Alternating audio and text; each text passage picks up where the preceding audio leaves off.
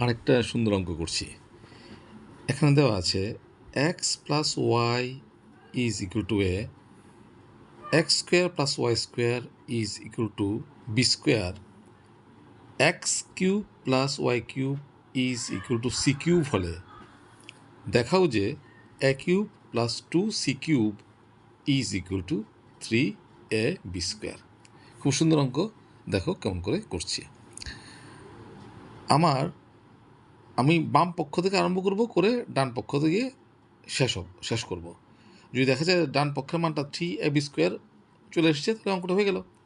তাহলে প্রথম লিখছি লেফট হ্যান্ড সাইড অর্থাৎ বাম পক্ষ। কী দেওয়া আছে? A cube plus two c cube. এখন কী করবো? প্রথম এ জায়গাত এর মান বসাবো, আর সি কিউবের জায়গায় সি কিউবের মান বসাবো। এর জায়গায় এর মান বসাই কত? এক্স প্লাস ওয়াই, উপরে আছে whole cube, plus two into c cube. C কিউবের মান কিন্তু প্রশ্নে দেওয়া আছে কত? X cube plus y cube. বসিয়ে দাও x cube plus y cube. আচ্ছা, তারপর কাজ কী করবো? এটাকে মনে মনে b a plus b whole cube. আমরা সূত্র জানি কি জানি না? কী সূত্রটা? A cube plus b cube plus three a b into a plus b, ঠিক আছে?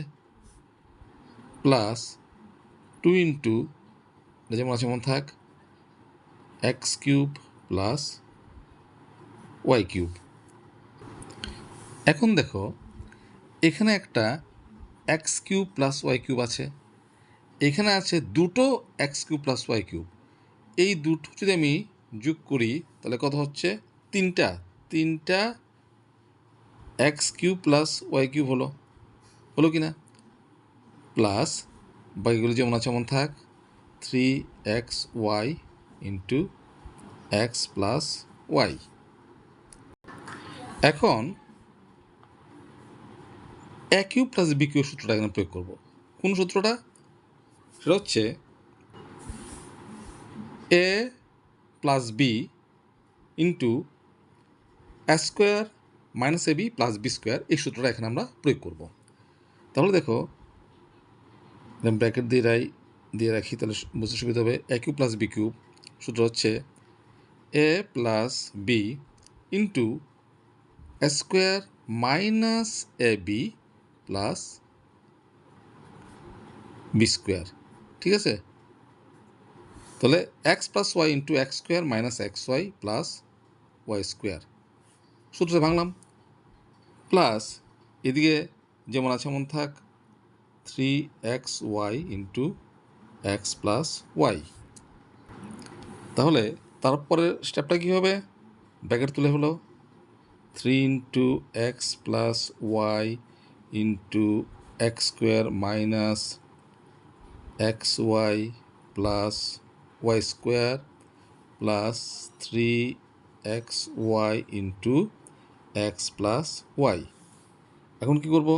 দেখো এখানে আছে থ্রি, আর আছে ইন্টু দিয়ে সবগুলো ইন্টু, কিন্তু এক্স প্লাস ওয়াই এখানে আছে থ্রি এক্স প্লাস ওয়াই। তাহলে three into x plus y common নিয়ে নিলাম, ঠিক আছে?